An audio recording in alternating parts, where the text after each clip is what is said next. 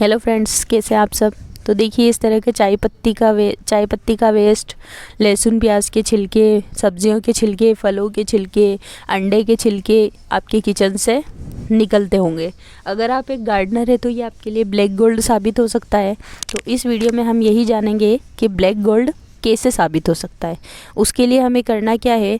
अगर आप terrace gardening करते हैं तो आप सभी कचरे को, सभी वेस्ट को, किचन वेस्ट को एक कंपोस्ट बिन में इकट्ठा कर लीजिए। कंपोस्ट बिन जो है आप ढका हुआ भी ले सकते हैं और खुला हुआ भी ले सकते हैं। हम एक टब में रखते हैं, हमारे पास इस तरह की कोई ढक्कन ढकने वाला बिन नहीं, कंपोस्ट बिन नहीं है, तो हम खुले टब में इकट्ठा कर लेते हैं और इसको मच्छरदानी से हम ढक देते हैं ताकि मच्छर जो है वो बाहर ना निकले। और इसको हमारे छत पर, जहाँ पर साइड में कोई नहीं जाता है, मतलब हमारे छत के 2 हिस्से हैं तो एक हिस्से में कोई नहीं जाता है, तो हम उधर ले जाके इसको रख देते हैं, सिंपली रख देते हैं। तो ये खाद जो है बहुत ज़्यादा फ़ायदेमंद होती है। इसके लिए बस आपको करना कुछ नहीं है, अपने कचरे को इकट्ठा करके साइड में पटक देना है। वैसे भी एक 20 से 25 दिन में ये बन के तैयार हो जाता है।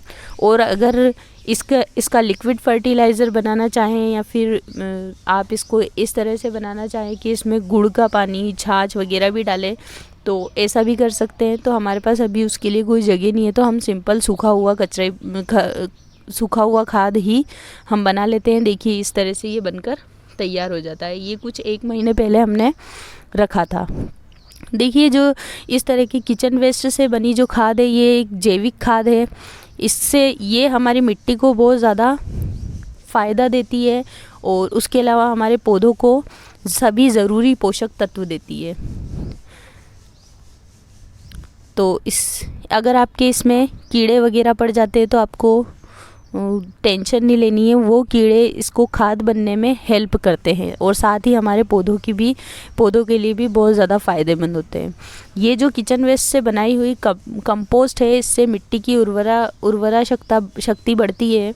मिट्टी में नमी और घुलनशील खनिजों की मात्रा बढ़ती है। फसल की पैदावार में सुधार होता है। अगर आप खेत वगैरह में भी डालते हैं तो इस तरह का वेस्ट अपने खेत में इकट्ठा कर सकते हैं। मिट्टी भुरभुरी बनती है जिससे पौधों की जड़ें जो है वो अच्छी तरह से डेवलप होती है। उसके अलावा मिट्टी की जल धारण क्षमता होती है, वो बढ़ती है। पर्यावरण पर कोई अपोजिट इफ़ेक्ट नहीं पड़ता है, किसी तरह का पर्यावरण प्रदूषण नहीं होता है।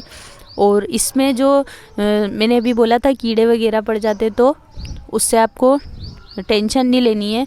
वो जो बैक्टीरिया और कीड़े होते हैं वो बहुत ही ज़्यादा फ़ायदा करते हैं और सेफ़ होते हैं हमारे पौधों के लिए।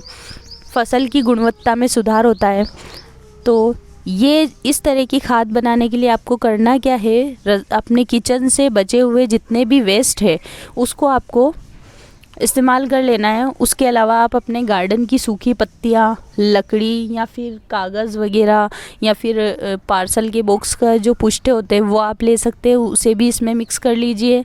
और आप एक कंपोस्ट बिन बना लीजिए और उसमें से डाल दीजिए, जैसा कि मैंने कर दिया था। उसके बाद आप या तो इसे मिक्सी जार में अच्छे से ग्राइंड कर लीजिए या फिर आप ऐसे ही भी इसको डाल सकते हैं। बस आपका जो किचन वेस्ट हो वो बहुत ज़्यादा बड़ा नहीं होना चाहिए। अगर बड़ा है तो आप इस तरह से कूट लीजिए उसको। उसके बाद अपने पौधों में गुड़ाई कीजिए पहले और फिर उसके बाद अपने पौधों में ये खाद डालिए। मेरे टेरेस गार्डन पे लगे हुए सभी पौधों में हम इस तरह की खाद ही यूज़ करते हैं।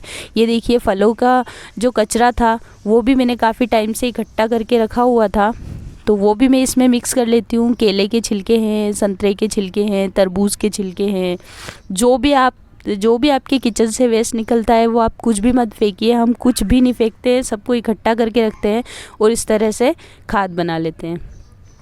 तो अगर आपको ये इन्फॉर्मेशन अच्छी लगी हो तो प्लीज़ वीडियो को लाइक कीजिएगा, शेयर कीजिएगा और अगर आप चैनल पर नए हैं तो प्लीज़ सब्सक्राइब कीजिएगा।